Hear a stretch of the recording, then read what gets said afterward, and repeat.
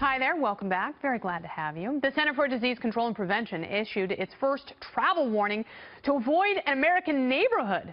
At least 10 individuals from the Miami area have been infected with the Zika virus, and that, of course, can cause birth defects if contracted by pregnant women. So what can we do as a nation to heal the world, and what should we do as travelers? Let's ask Dr. Joseph Alton. He is the author of the Zika virus Handbook. A doctor explains all you need to know about the pandemic. Welcome, Dr. Alton. Well, thanks for having me, Kennedy. I'm very curious to hear about the Zika, and I'm wondering, how serious is it, and how much of this is hype and hysteria? Well, this is actually pretty serious from the standpoint of the first locally transmitted cases in the United States.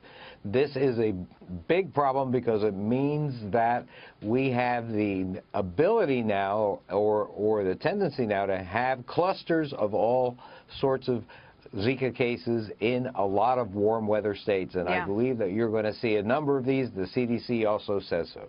All right, so how do you treat it? I mean, a lot of people are talking about DDT and the TPP. Is there anything that we've got in our arsenal that has perhaps fallen out of favor that will actually be effective against these monstrous mosquitoes? Well, DDT was certainly useful, but it also did a lot of environmental damage. DEET, however, DEET is a perfectly fine and safe, effective mosquito repellent, even for pregnant ladies, along with EPA-approved oil of lemon eucalyptus, picaridin, and IR 3535. This is something that you need to do. You need to have light, loose clothing, you need to have long sleeves, and you need to stay indoors when at all possible, especially in the neighborhood that's affected. So it's interesting. So it's only a small neighborhood within Miami. Should people be avoiding Miami altogether? No, I don't believe that's the case. It really has been localized to a 1 square mile right north of downtown Miami. The rest of South Florida is absolutely clear, and I just think that, as a precaution, I think people should probably carry around some mosquito repellent. Well, of course. I mean, there are all sorts of precautions that people can take. So, I said this about Ebola, and I was right. If you bring it to the United States, we will find the best solution for it. So what is the solution? Is it coming up with some sort of an immunization, or is it coming up with some sort of a spray treatment that we can blanket the earth with? Well, the great thing is both of those methods are actually being researched. We have a vaccine that's already in phase 1 trials in humans, so that's one good thing.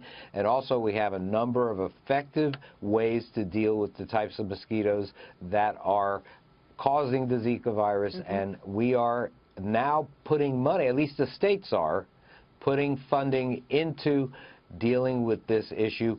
Florida has $26.2 million allocated by Governor Rick Scott that is going to go to trying to control this epidemic or this outbreak. It's not an epidemic at all. This outbreak in this Miami neighborhood. How about whichever private company comes up with the best solution first, they get all the money. Let the free market prevail. I absolutely believe in that, and I know that there is a significant competition going on as to who can produce an effective vaccine first. You're right. That's absolutely right, Dr. Alton. You let those companies fight it out, and the best one will rise to the top like some delicious whipped cream. Thank you for taking the time. I really appreciate your expertise. Thanks for having me, Kennedy. Very good. Let's stay Zika-free, you and me.